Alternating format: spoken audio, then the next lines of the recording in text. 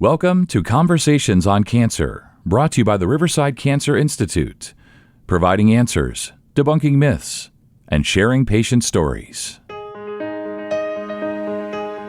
Welcome. We're back today with our intermittent series called The C Word, Community, Not Cancer, a delve into people's experience as they undertake their diagnosis and treatment of cancer and the experiences they've had and how that can help others. So today we have Jason. Welcome, Jason. Nice to meet you. Jason is a patient of one of my partners, Dr. Hamden, and had been undergoing care with us for almost 3.5 years back in 2022. Jason, can you tell me what started things? I had gone out and went to a Super Bowl party, and I was drinking some bourbon and having a good time, and the next morning I woke up and I noticed a bloody stool, more than enough to scare me, and I went to see a doctor, and then I went and seen Dr. Shaw and got a colonoscopy, and he notified me that I did have colon cancer. So then after we did the screening for the colon cancer and looked into that, then we also found spots on the liver, which also came to have, they said 4 spots possibly, but then there was wound up only being 2. The others were like scar tissue.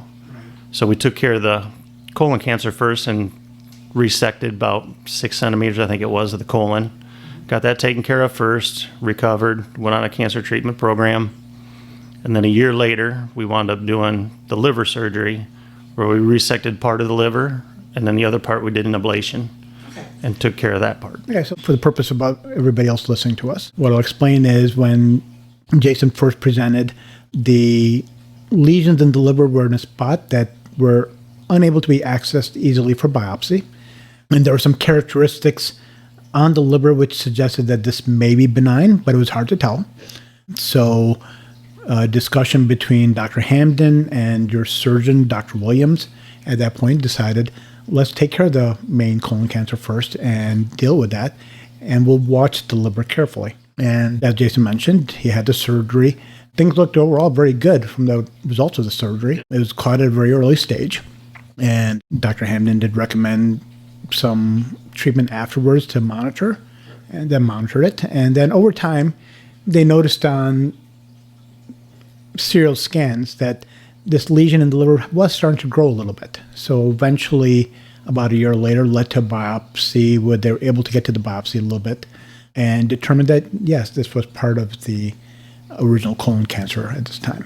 So made that diagnosis. So that's a summary of what happened. So let me take a step back again, if you don't mind.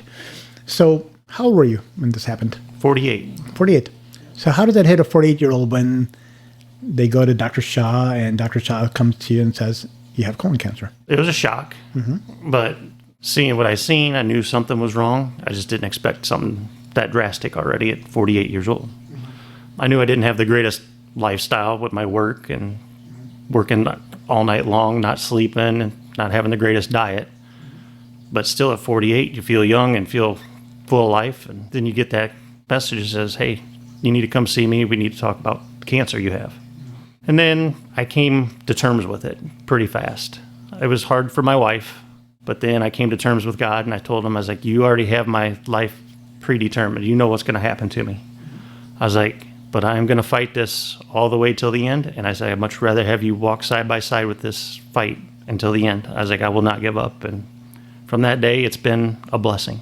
I've had no stress. I've had no anxiety. It's just been a walk through life, meeting new people, and God has brought me all these new doctors and nurses and people into my life, and it's been wonderful. Just wonderful to hear. And so I'm guessing it didn't come as much of a shock a year later when they talked about the cancer of the liver, or did it? No, when they did the scans first did the colon, then they did a whole abdomen scan. They found the last spots on the liver, and they said, we want to take care of the colon first and then go on to the liver.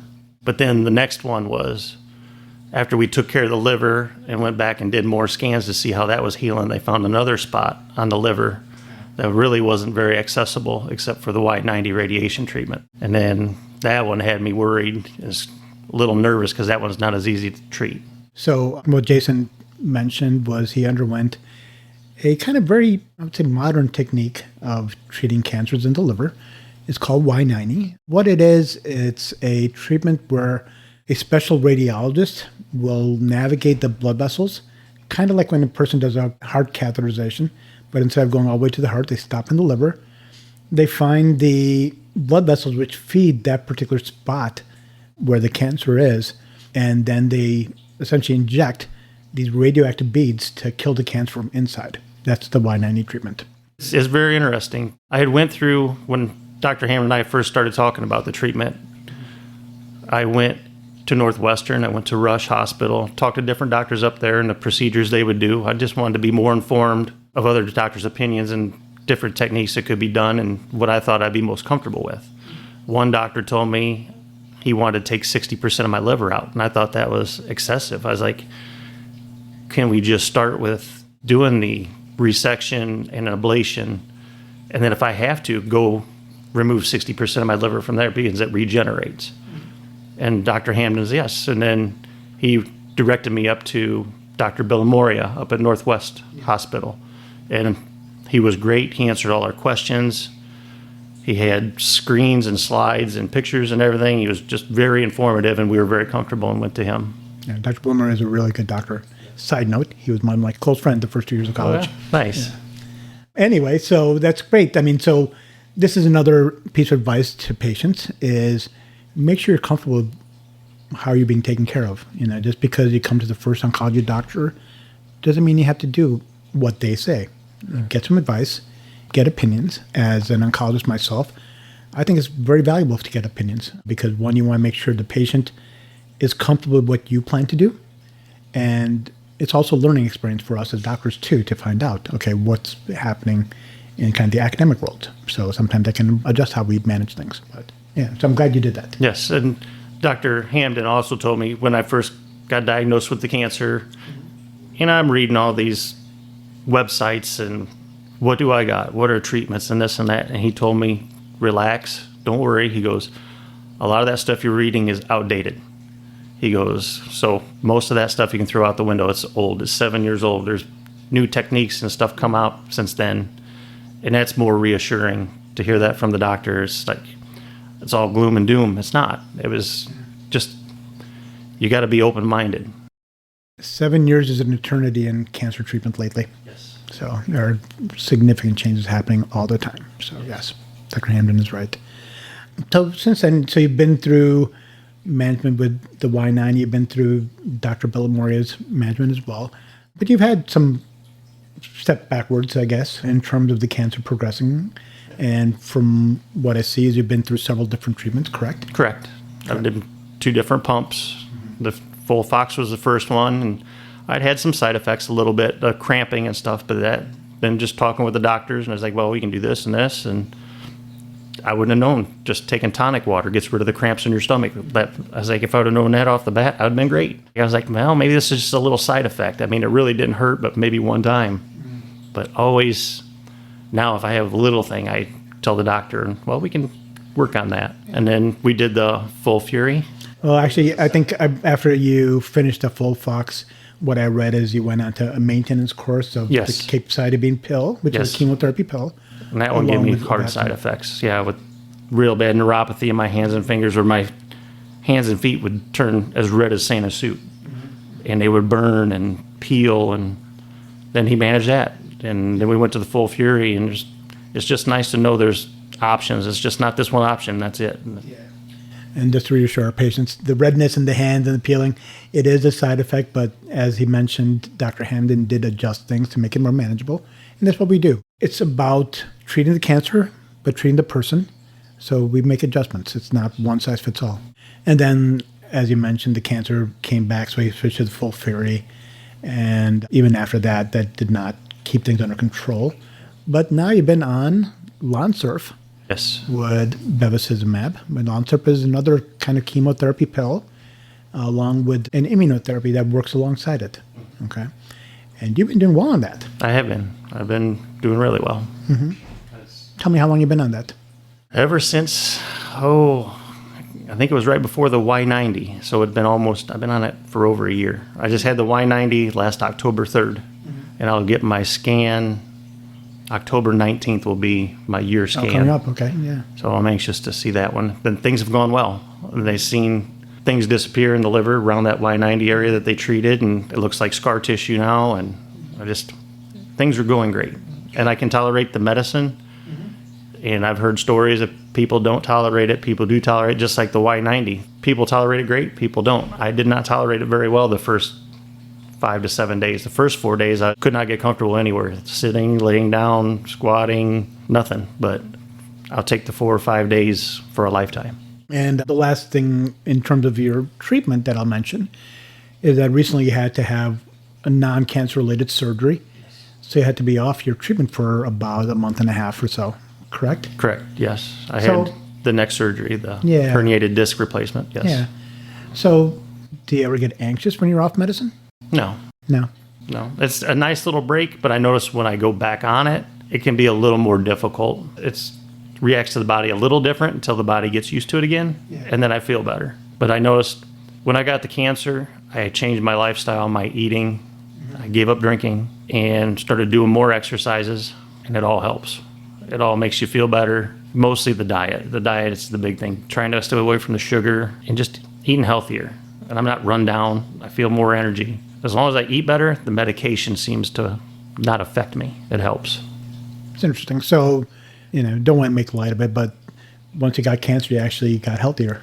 And evidently, I got better looking because everybody kept telling me, "Boy, you look good. You look great." I was like, nobody told me that before I had cancer. I was like, too bad I had to have cancer and people tell me that. So tell me, overall, what's life like now for you in terms of imagine your cancer, you're continuing with life. What is life for you? Before I had cancer, it was all about taking care of my family and my kids, watching them grow up. And then I get the cancer word. And then my next thing is, how long am I going to be here? That's the first thing I asked Dr. Hamden. I was like, do I have 6 weeks? Do I have 6 months, 6 years? I was like, what's the prognosis? I was like, where are we going to go from here? I want to see my kids graduate high school. Then I want to see them graduate college. I want to watch both of them get married, have kids. I want to walk my daughter down the aisle. I want to do all those special things. And he says, don't worry. He goes, you're going to be around for many milestones. And just to have that reassurance, it makes you fight harder. And the belief in God and having trust in his plan is even that much better. But I've got my kids through high school. We got them through college. I'm not going to say it was easy, but I've been blessed and I've had a pretty easy go at it since I've been diagnosed. I've come across great doctors, great nurses, great people in my life. The friends I've gotten throughout my life have always been there, and they've been there even more. And the family's there. You can't ask for better support. So that's your community, right? Yep. And this has become one of my biggest communities. Just coming here every 2 weeks, and I have no fears. You've been coming here every 2 weeks now for almost 4 years. What other advice do you have for people in terms of, you talked about changing your lifestyle and doing all that, but in approaching your community for support and things, do you approach them, or do they kind of? In this past year, I've had 5 friends, people that I've known, pass away from cancer. 3 from work, and 2 of them were younger men than me. And I've been blessed that my kids are old enough that they could take care of themselves if something does happen to me. But them gentlemen that passed away have toddlers and a kid that's 10, and we talked weekly, and we were each other's support group, because you can talk to people that don't have cancer. They want to understand, but they don't. They don't understand the struggles and the fight. But then when you talk with somebody that does have cancer, it means a little more. And just being in touch with them and helping them get through tough times, or if they have questions, hey, what is your doctor recommending? Because I'm doing this and doing that. And the one gentleman, he was 36 years old. He's got 2 young kids. And he had lung cancer, filled 100% of his lungs. And it went away. And he was better, but he was still doing the pump every 2 weeks. And he was going to do that the rest of his life. And we'd see each other up in Chicago. I mean, our job, we'd cross and we'd talk, or I'd see him down in Decatur, we would talk. And it's just nice to know there's somebody there. And I was like, you can call me any time of day. And it's just nice to have a support system with people who understand. And then they pass away, and you'll do anything for that family. It doesn't matter if you've known them 2 weeks, you'll do anything for that family that's dealing with the cancer. And it's wonderful that you have community behind you from the start. It's wonderful that you created more community. And like you said, that helps people get through this a little bit easier. Yep. The one that I worked with, he has a son that was 10 years old, and we'd talk all the time. And We talk going to doctor's appointments. His mom would be on the line on speakerphone, and we'd talk, and we've gotten a bond and talking to her all the time. And we set up a fundraiser and raise money for his kid just to go to college. It's like, save this money, put it in a college account, nothing but college. So he's taken care of. He's 10 years old by the time he goes to college. It's going to be a nice little gift for him to have. And just being able to help and do that, and the community at UPS come out, and his friends from his area where he grew up come out. And I couldn't be there for that fundraiser. I was with my boy at his birthday party away at school. And everybody would send me pictures, and just to see the gymnasium that they filled and the money that they raised, it's just nice to know that there's people that care that much for people that are going through hard times. Yeah. That's heartwarming is kind of a cliche word, but it is. Yeah. I mean, there's no easy days with cancer. Some days are easier than others. I was like, don't get discouraged. You'll have better days. And that's the way I look at it. And every day is a blessing. Every sunrise, every sunset is beautiful. Thank you for that, Jason. I'm just glad that we can have a forum like this where maybe we can help somebody that's not having a good day, and maybe give them hope or brighten their day somehow. Well, thank you so much, Jason. It was wonderful to have you, wonderful to learn about you and to our community. This was the C word, community, not cancer. And we hope you join us for future episodes too.